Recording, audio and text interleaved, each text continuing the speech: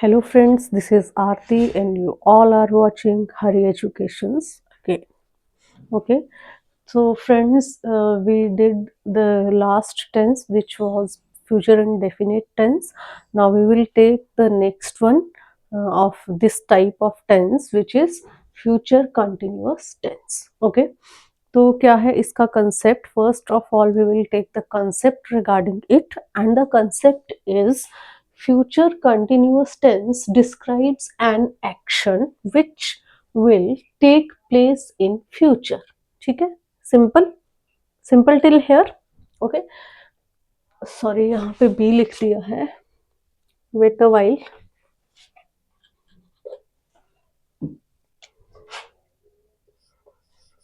And be continued in the future. ठीक है, तो क्या बताता है हमें कंसेप्ट? कंसेप्ट हमें ये बता रहा है कि future continuous tense describes an action which will take place in future. Fine. And be continued in the future मतलब ऐसे काम, ऐसे एक्शंस जो शुरू होंगे आने वाले समय में और कंटिन्यू रहेंगे. ठीक है, चलते रहेंगे आने वाले समय में. Okay, that is all about the concept of future continuous tense. Then after we will take the structure about it. Okay, and the structure is, so first of all we'll take the subject. Okay, subject of a sentence, then will shall as helping verb, then be. यहाँ पे अब नया क्या add हुआ? B. कौन से tense में? Future continuous tense में. पूरे टेंसेस को अगर आप देखें तो बी का यूज सिर्फ कहाँ पे हुआ? फ्यूचर टेंस में हुआ, और वो भी कहाँ पे? फ्यूचर कंटिन्यूअस टेंस में. तो for the sake of identity of any of the tense you can identify this one, this type of tense well while we use be. Okay, तो यहाँ पे हम इसकी आइडेंटिटी अच्छे से कर सकते हैं, पहचान अच्छे से कर सकते हैं, एरर डिटेक्शन एंड ऑल. जहाँ पे भी आपको ये छोटी छोटी चीजें जो है वो आपको काम में आएंगी. ओके, तो उसके बाद हम लेंगे मेन वर्ब की फर्स्ट फॉर्म के साथ आईएनजी.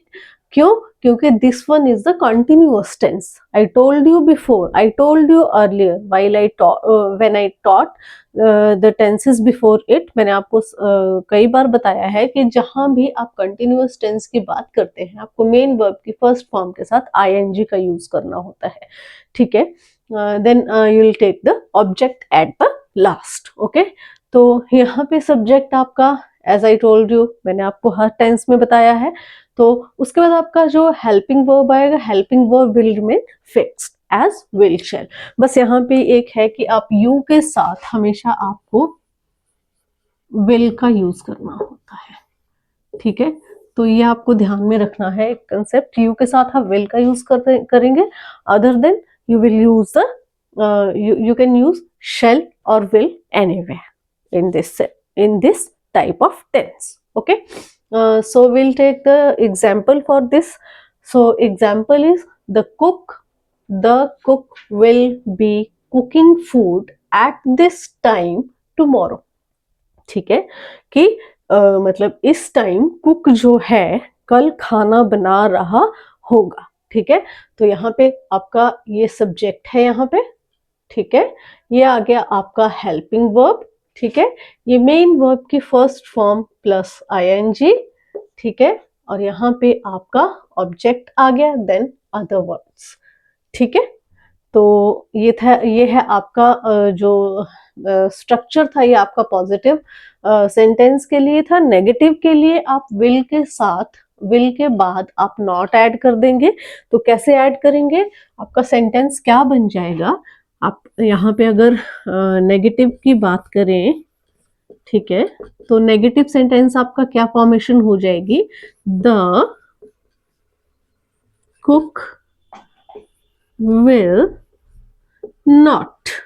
ठीक है, इन दोनों के बीच में आपको ऐड करना है नॉट. ठीक है, the cook will not be cooking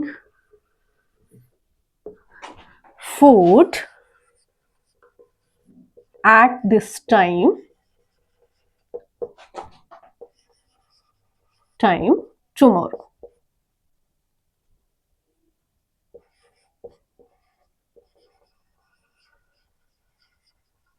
Fine. This one is the formation of negative sentence under future continuous tense. Now we'll go for the interrogative sentence. Interrogative में क्या होगा आपका जो हेल्पिंग वर्ब है वो स्टार्टिंग में आ जाएगा. Then it will become will the cook be will the cook be cooking food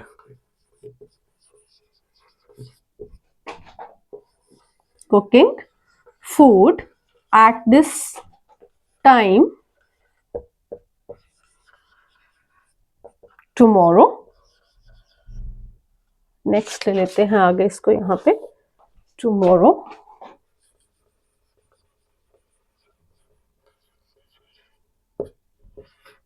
and then sign of interrogation. Okay, तो बहुत सिंपल है टेंसेस. आपका सिर्फ इतना ही काम होता है टेंसेस में. आपको चीजों को सिर्फ रिटेन करके रखना है. हेल्पिंग वर्ब आपको कौन सा यूज करना है, मेन वर्ब आपको कहाँ पे यूज करना है, कौन सा यूज करना है. आपका जो टेंस है सिर्फ खेल है हेल्पिंग वर्ब और मेन वर्ब का.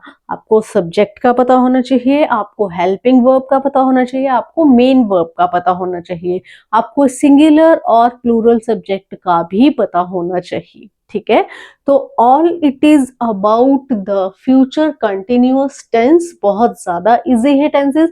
जहां पे आपको हेल्पिंग वर्ब फिक्स्ड है वहां पे कोई दिक्कत नहीं है. यहाँ पे आपको बी फिक्स्ड है, यहाँ पे कोई दिक्कत नहीं है. अगर कंटिन्यूअस टेंस है तो मेन वर्ब की फर्स्ट फॉर्म के साथ आईएनजी फिक्स्ड है, यहाँ पे भी कोई दिक्कत नहीं है. तो आपको टेंसेस में मेरे हिसाब से कोई भी दिक्कत नहीं आने वाली है अगर आप इन छोटी छोटी बातों को ध्यान में रखें. और आपको जब आप बड़े लेवल पे कोई टेस्ट देते हैं तो वहां पे आपको यही सारी चीजें एरर डिटेक्शन के रूप में आएंगी. और अगर आपके ये छोटे छोटे कंसेप्ट्स जो हैं वो क्लियर होंगे तो आप एरर डिटेक्शन को भी आराम से अटेम्प्ट कर सकेंगे.